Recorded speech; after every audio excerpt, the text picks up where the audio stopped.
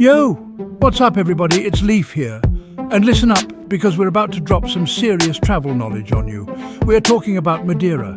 Yeah, you heard right, Madeira. The island of eternal spring, the pearl of the Atlantic, whatever you want to call it.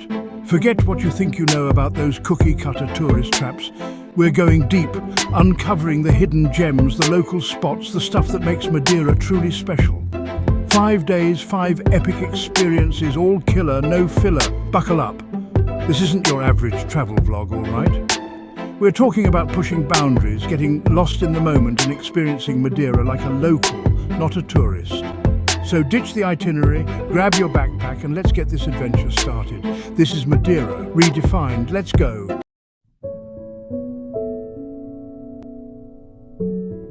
All right, day one in Madeira, and you got to kick things off right, you know? We're ditching the tour buses and diving straight into the heart of the island. And trust me, there's no better way to do that than by hitting up the levadas. These ancient waterways, man, they're like veins, crisscrossing the entire island, and they're going to lead us to some seriously epic views.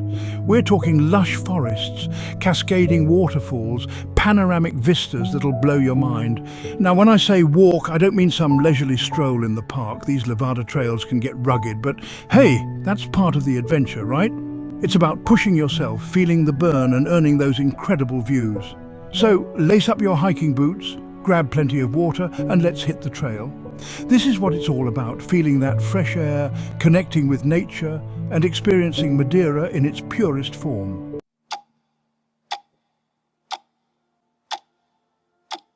You know, there's something almost meditative about walking these levadas.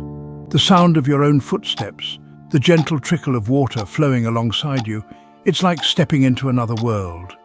We're talking centuries-old paths here, carved into the mountainside. And as you walk, you can't help but feel a sense of history, a connection to the people who built these incredible waterways. The air is different up here, fresh and clean, filled with the scent of pine needles and wildflowers. It's the kind of place where you can truly disconnect, you know? Leave all your worries behind and just be present in the moment. And then you turn a corner and boom, another breathtaking view. It's like the island is just showing off at this point, but hey, I'm not complaining.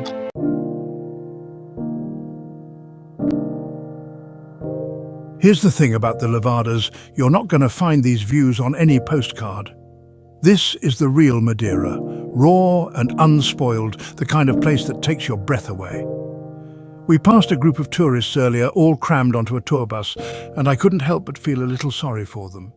They're missing out on the real experience, the feeling of getting lost in the wilderness, the sense of accomplishment when you reach that stunning viewpoint. This is what travel is all about, right? It's about pushing beyond your comfort zone, exploring the unknown, and discovering those hidden gems that most people never get to see. So yeah, the levadas might be a little off the beaten path, but trust me, they're worth every step. This is an experience you won't forget.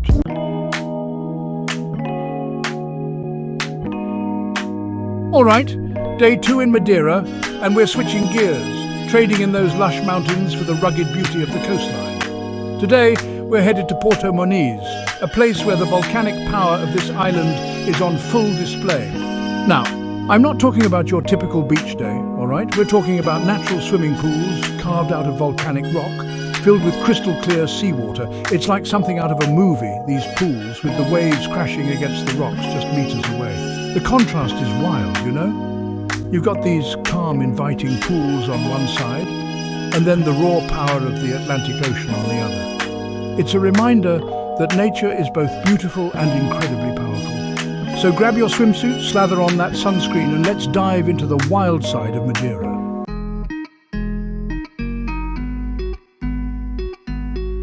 All right, first things first, the water here is cold, like really cold. But trust me, once you get past that initial shock, it's incredibly refreshing. And hey, it's all part of the experience, right? You can feel the energy of the ocean all around you, the waves crashing against the rocks, the salt spray in the air. It's invigorating, exhilarating, and a million miles away from your average swimming pool. We spent hours just chilling in these pools, swimming, sunbathing, soaking it all in. It's the kind of place where you can completely unwind, forget about your worries, and just be present in the moment.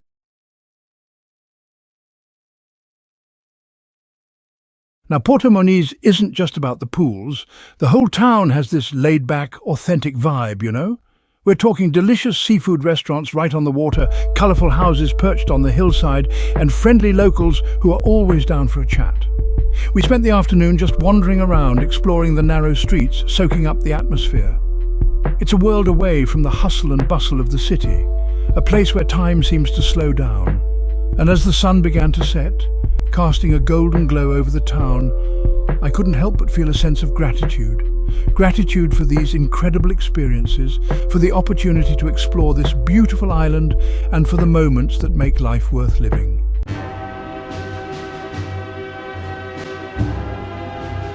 Alright guys, we're diving headfirst into day 3 of this Madeira adventure, and trust me, it's a big one. We're talking about the Laurel Forest, a UNESCO World Heritage Site. Yeah, you heard that right, UNESCO. This isn't just some random patch of trees, this is the real deal. We're talking about a forest that's been around since the dawn of time, practically untouched, like stepping into a time machine. Imagine Jurassic Park, but instead of dinosaurs, you've got these massive ancient trees covered in moss, ferns just exploding everywhere, and this eerie silence that just makes you feel super small. I'm talking about a place where you can actually feel the history, you know? Like every one of these trees has a story to tell. If only they could talk. The air is thick with the smell of damp earth and leaves, and you can't help but feel like you're a million miles away from civilization. And that's the beauty of it, right? Disconnecting from all the noise, all the chaos of everyday life, and just being present in this ancient, living, breathing museum. It's humbling, it's awe-inspiring, well, you just got to see it to believe it.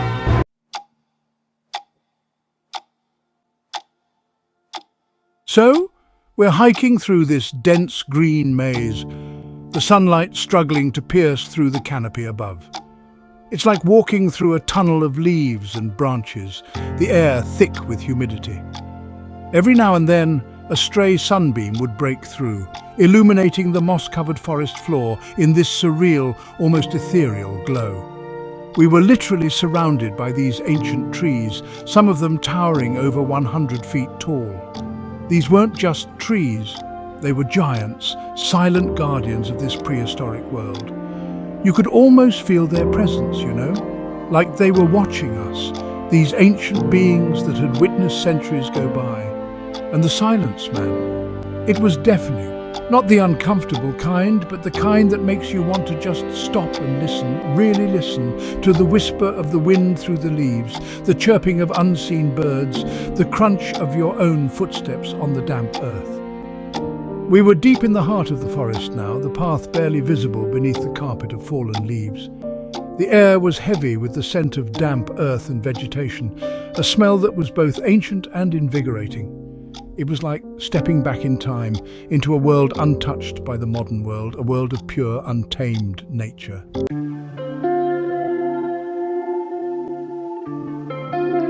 We finally reached this clearing, and let me tell you, it was like something out of a fairy tale.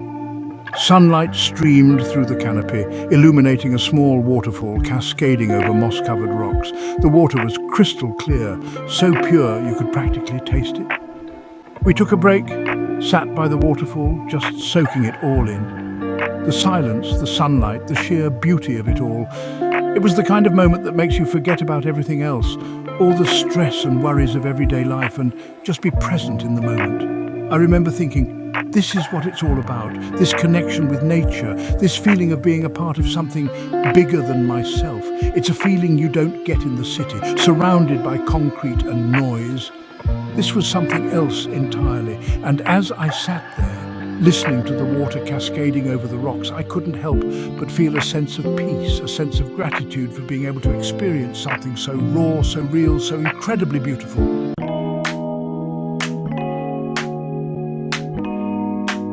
All right, picture this. You're in Funchal. The sun's shining, the air smells like salt, and those tiny Portuguese custard tarts, you know, the ones with the crispy burnt tops. You've just devoured one, maybe two, and you're ready for an adventure. That's where the Funchal cable car comes in. This isn't your average cable car ride, people. This thing climbs up the side of a mountain, giving you these insane panoramic views of the city, the harbour, the ocean stretching out forever. Seriously, it's like the world just unfolds beneath you. And as you're ascending, you realise the real adventure is about to begin, because at the top, waiting for you, are these wicker toboggans. Yeah, you heard me right, wicker toboggans. They've been doing this for over 100 years. These guys in straw hats pushing you down the hill. It's old school, a little crazy, and a whole lot of fun. So buckle up, because things are about to get interesting.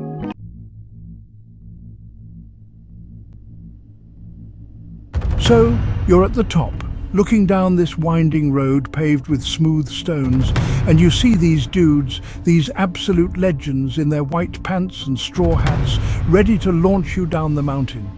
They're speaking Portuguese, laughing, giving you that look like you're ready for this. Trust me, no matter how many times you tell yourself you are, nothing prepares you for the rush. The toboggan takes off, and it's a controlled chaos. These guys are steering with their feet, using their boots as brakes, navigating the curves and bends with an expertise that comes from generations of doing this. The wind whips past your face, the houses blur, and you're holding on for dear life, laughing your head off the whole way down. It's exhilarating, it's wild.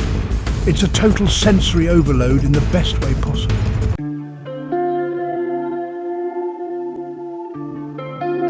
And just like that, the ride is over. You hop off the toboggan, heart still racing, adrenaline pumping, and you can't wipe the smile off your face. The carreiros give you a nod, a wink, maybe slap you on the back, and just like that, they're off, ready to take the next thrill-seeker down the mountain. You're left there, buzzing, knowing you just experienced something truly unique, something you won't find anywhere else. But hey, the day's not over yet. You're back in Funchal, the city buzzing with life, the smell of seafood and spices filling the air. Time to grab another custard tart, maybe a coffee, and soak it all in. You earned it.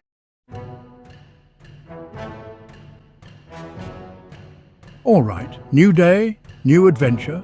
We're ditching the land for a bit and heading out onto the open ocean. Madeira is a haven for marine life, and we're on a mission to catch a glimpse of these incredible creatures in their natural habitat. So we're hopping on a catamaran, feeling the wind in our hair, the sun on our faces, ready for an experience we won't forget. The air is filled with anticipation. You can feel it, everyone on board is scanning the horizon, hoping to be the first to spot a splash, a fin, anything. The captain, a seasoned sailor with a face weathered by the sun and sea, knows these waters like the back of his hand. He's our guide, our expert, and he assures us today's going to be a good day.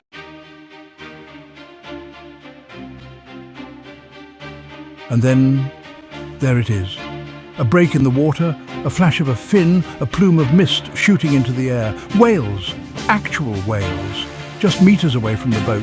These majestic creatures dwarfing our little vessel, gliding through the water with such power and grace. It's humbling, it's awe-inspiring, it's a reminder of the sheer vastness and wonder of the natural world.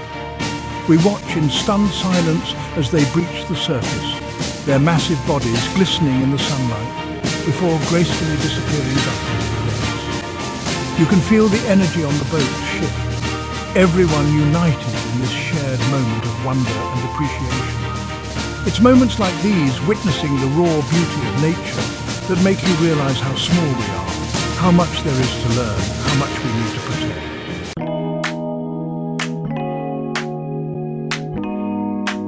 But the show's not over yet. As if on cue, a pod of dolphins appears, swimming alongside the boat, riding the bow wave. They're playful, these creatures, darting in and out of the water, leaping and spinning in the air. It's like they're putting on a show just for us, and honestly, who are we to argue? The energy on the boat is electric now. Everyone's laughing, pointing, snapping photos, trying to capture the moment. It's infectious, this pure joy, this reminder that sometimes the simplest things in life are the most extraordinary. As we head back to shore, the sun setting, painting the sky in hues of orange and pink, we know we're leaving with more than just memories. We're leaving with a renewed sense of wonder, a deeper appreciation for the natural world, and a whole lot of respect for the creatures we share this planet with.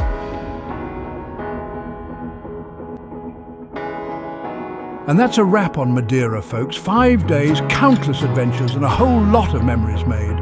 From hiking those breathtaking levadas to swimming in volcanic pools, from exploring ancient forests to tobogganing down mountainsides, Madeira truly has something for everyone. Thanks for joining us on this journey through Madeira's hidden gems. It's been a wild ride. Don't forget to like, subscribe, and hit the bell icon for more offbeat travel guides. See you in the next adventure.